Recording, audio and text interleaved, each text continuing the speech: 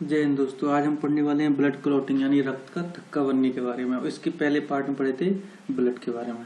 ठीक है दोस्तों, तो आज देखते हैं कि ब्लड क्लॉटिंग होता क्या है। आखिरकार ब्लड क्लॉटिंग यानी रक्त का थक्का बनने की प्रक्रिया को क्या बोलते हैं? रक्त का थक्का बनने की प्रक्रिया क्या बोलते हैं? Cascading process. और यह प्रोसेस लगभग 4 से 5 मिनट में पूरी होती है। अब रक्त का थक्का बनने की प्रक्रिया की बड़ी जटिल प्रक्रिया, ये लगभग 4 चरण में पूरी होती है। इसके पहले चरण में देखते हैं अपन। आपने देखा होगा पिछले पार्ट में हम समझाए थे कि रक्त में पाए WBC, RBC और प्लेटलेट्स पाए जाते हैं। अब प्लेटलेट्स को क्या बोलते हैं? थ्रोम्बोसाइट। प्लेटलेट्स को क्या बोलते हैं? थ्रोम्बोसाइट। अब जैसे ही कट लगता है तो ब्लड वायु के संपर्क में आता है। वायु के संपर्क में आते ही क्या हुई? थ्रोम्बोप्लास्टिन में बदल जाता है। ठीक है, तो थ्रोम्बोप्लास्टिन में बदलने के बाद क्या होता है? थ्रोम्बोप्लास्टिन कैल्शियम आयन को लेकर प्रोथ्रोम्बिन के पास जाता है और प्रोथ्रोम्बिन को एक्टिव कर देता है थ्रोम्बिन में। अब सोते अवस्था में इनएक्टिव है तो प्रोथ्रोम्बिन, और जाग गया एक्टिव हो गया तो थ्रोम्बिन। ठीक है, अब थ्रोम्बिन को ऐसे ट्रेंड किया जाता है कि जब कभी इसको कोई जगाता है तो समझ जाता है ये कि कहीं ना कहीं कट लग रहा है, ब्लड बह रहा है।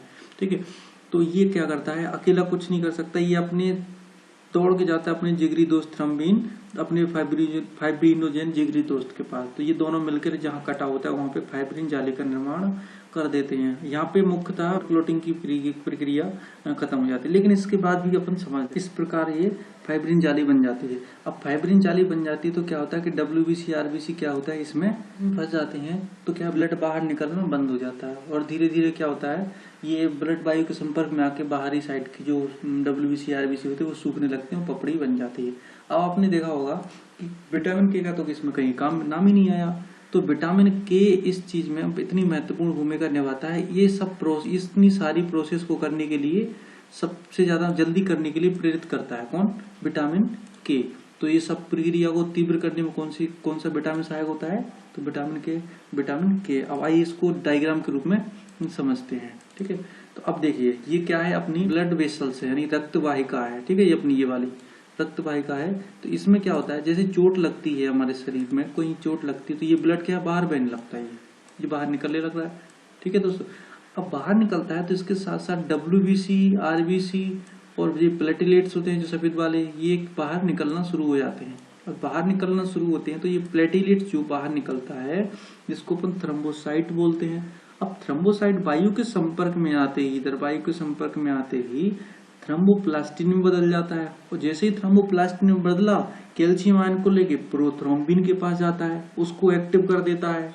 तो वो थ्रोम्बिन फाइब्रिनोजेन को लेकर फाइब्रिन जाली का निर्माण कर लेता है। जैसे आप देख रहे हैं ना, ये वाली जाली, ये येलो कलर की, ये फाइब्रिन जाली का निर्माण कर देता है। इसमें क्या होता है, फिर ये WBC, RBC इसमें यहाँ आके फंस जाते हैं, फिर ये बाहर नहीं निकल पाते हैं। और इस साइड ये बाहर की तरफ जो सेल्स WBC फंस जाते हैं वो वायु के संपर्क में आके सूखने लगते थे, एक पपड़ी नुमा संरचना बन जाती है। ठीक है, ब्लड क्लॉट हो जाता है, घाव पे ब्लड क्लॉट हो जाता है। जैसे देख सकते हैं ये ब्लड क्लॉट इस तरह से दिखने लगता है बाद में। ठीक है दोस्तों, अब इसके बाद अपन देखते हैं कि इसकी समरी के बारे में, ब्लड क्लॉटिंग की समरी के बारे में समझते हैं। तो ब्लड क्लॉटिंग में रुधिराणु कौन से होते हैं? ब्लड क्लॉटिंग में सबसे महत्वपूर्ण भूमिका कौन से अणु निभाते हैं? थ्रोम्बोसाइट्स, जिसको अपन प्लेटलेट भी बोलते हैं। ठीक है, उसमें तत्व कौन सा मददगार होता है? कैल्शियम आयन होता है, जिसको धातु या तत्व दोनों कह सकते हैं। प्रोटीन, फाइब्रिनोजेन एवं प्रोथ्रोम्बिन, ये दोनों एक प्रोटीन होते हैं जो ब्लड क्लॉटिंग में सहायक करते हैं। और विटामिन के, जिसको फेलोक्विनोन इसका नाम होता है, रासायनिक नाम होता है, ये सारी प्रक्रिया को तीव्र कर देता है, महत्वपूर्ण भूमिका निभाता है। ठीक है दोस्तों, अब ब्लड क्लॉटिंग का एक नेगेटिव इफेक्ट भी है। इससे क्या होगा, हमारे शरीर में कहीं भी ब्लड क्लॉट हो जाता है तो क्या होगा, या ब्लड शरीर में या रक्त वाहिकाओं में ब्लड क्लॉट हो जाएगा तो ब्लड कहीं जम जाएगा और ब्लड 120 की स्पीड से हमारा जो ब्लड बहता है, अब वो ब्लड वेसल्स में ब्लड जम जाएगा, इस स्पीड से आएगा ब्लड, तो वहां पे क्या धक्का लगाएगा, धक्का मारेगा तो ब्लड वेसल्स क्या फट जाएगी। इसको क्या बोलते हैं? हैमरेज बोलते हैं। अक्सर आपने देखा होगा कि हैमरेज हमेशा ब्रेन में ही क्यों होता है? तो ब्रेन में पूरे शरीर की तुलना में ब्रेन में सबसे पतली पतली महीन धागे जैसी संरचना में वेसल्स होती हैं। तो वहां पर ब्लड क्लॉट होता है, वो बहुत माइन्यूट, बहुत पतली और कमजोर होती हैं। तो वहां पे जैसे ही ब्लड का धक्का लगता है वो आसानी सबसे जल्दी फटने लगती हैं। फट जाती हैं तो उसको क्या बोलते हैं ब्रेन हेमरेज। इससे व्यक्ति की मृत्यु हो जाती है। ठीक है दोस्तों। अब एक चीज और आपने देखी होगी कि जब आपने देखा होगा कि जब कोई डॉक्टर इंजेक्शन लगाता है उसको धीरे धीरे ऐसे ठोक ठोक के ऐसे पीट पीट के और थोड़ी सी उसकी 1-2 ड्रॉप दवाई निकाल के बाहर निकाल देता है। क्यों? क्योंकि इंजेक्शन में जैसे भरता है तो उसमें क्या हो जाता है, हवा भर जाती है, इससे वो उसको निकाल देता है। तो क्या होता है, ब्लड अंदर क्लॉट नहीं होगा। यदि वो उस हवा को शरीर के अंदर इंजेक्ट कर देगा तो क्या होगा, उसके अंदर इंजेक्ट कर दिया तो क्या होगा कि हवा अंदर जाएगी तो वहां का एक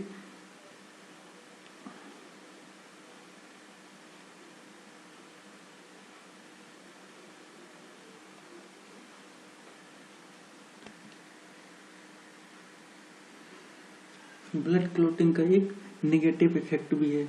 नेगेटिव इफेक्ट क्या है कि शरीर के अंदर यदि कहीं ब्लड क्लॉट हो जाता है, ब्लड क्लॉटिंग का एक नेगेटिव इफेक्ट भी है।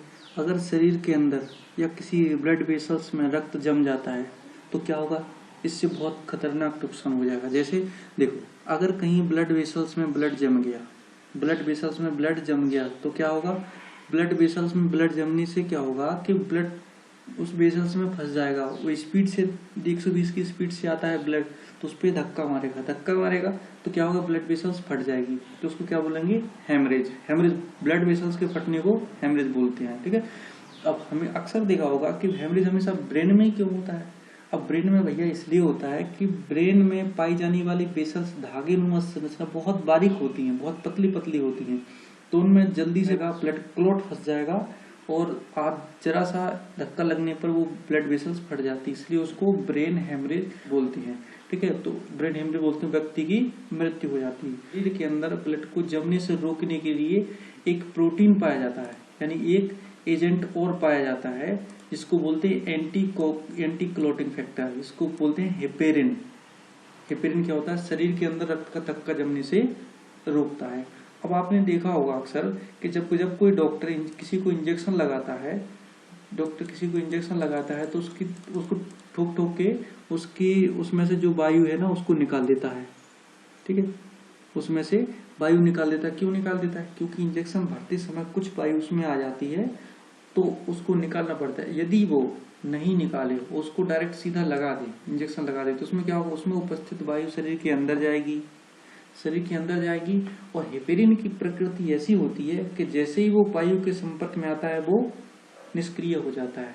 तो जहां पर हेपेरिन निष्क्रिय हो गया तो ये चारों चीजें ये होती है ना, थ्रोम्बोप्लास्टिन, कैल्शियम, फाइब्रिनोजन, प्रोटीन, ये फाइब्रिनोजन, ये प्रोथ्रोम्बिन एक्टिव हो जाएगा। तो वहां पे क्या करेगा, ये थक्का बना लेगा।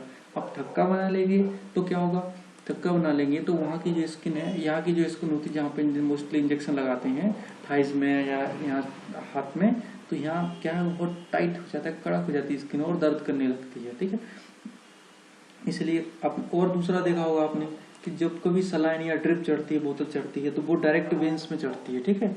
डायरेक्ट वेन्स में चढ़ती है तो क्या होता है कि उसमें हमेशा देखा जाता है कि उसमें से भी थोड़ा सा 1-2 ड्रॉप दवाई निकाल देते हैं, थोड़ी सी बाहर बह देते हैं। उसकी नली में कोई एयर बबल नहीं होना चाहिए उसकी में सलाइन में, और जैसे ही खत्म होती ना तो उसके पहले थोड़ी सी बची रहती तभी उसको बंद कर देते हैं, क्योंकि शरीर के अंदर किसी प्रकार की एयर नहीं जानी चाहिए। अगर एयर चली गई, हवा चली जाती है तो हेपेरिन निष्क्रिय हो जाता है, निष्क्रिय हो जाएगा तो ये सब फाइब्रिनोजन और प्रोथ्रोम्बिन एक्टिव हो जाएंगे तो ब्लड क्लॉट कर देंगे, तो हेमरेज जैसी स्थिति बन जाएगी। ठीक है दोस्तों। तो अब देखते हैं कि ये सब हेपेरिन है, फाइब्रिनोजन, ये तीनों एक ही जगह से बनते हैं और उनका काम अलग अलग होता है। देखा आपने, इनका निर्माण कहाँ होता है, यकृत में होता है। ठीक है। तो फाइब्रिनोजन और प्रोथ्रोम्बिन रक्त जमाने में काम करते हैं और ये हेपेरिन क्या करता है, रक्त का थक्का जमने से रोकता है। ठीक है दोस्तों, रक्त का थक्का जमने से रोकता है। ठीक है। इसके बाद हेपेरिन कभी कभी इतना एक्टिव हो जाता है कि कटने के बाद, वायु के संपर्क में आने के बाद भी वो निष्क्रिय नहीं होता है और रक्त को जमने नहीं देता है, रक्त का थक्का जमने नहीं देता है। ठीक है। तो इसको क्या बोलते हैं, हीमोफीलिया बोलते हैं। या ये क्या है, अनुवांशिक रोग है। ठीक है। यह देखा जाता है कि ये सबसे पहले ब्रिटेन की महारानी में देखा गया था। ठीक है दोस्तों। अब ये देखते हैं कि पिछले पार्ट में, ब्लड के पार्ट में एक छोटा सा इंपॉर्टेंट पार्ट रह गया था, सीरम और प्लाज्मा। तो सीरम और प्लाज्मा मुख्य अंतर क्या होता है कि सीरम में फाइब्रिनोजन जो क्लॉटिंग फैक्टर होता है, जो रक्त का थक्का जमाने की जो मुख्य भूमिका निभाते हैं, वो क्या होते हैं, नहीं पाए जाते हैं। ठीक है, ये लगभग ये क्या होता है, तो सीरम क्या होती है, ये पीले कलर का एक द्रव टाइप का द्रव जैसा होता है। और प्लाज्मा भी हल्के से पीले पीले भूरे रंग का होता है। इसमें क्या होता है, फाइब्रिनोजन पाया जाता है, क्लोटिंग फैक्टर प्रोटीन्स वगैरह होते हैं।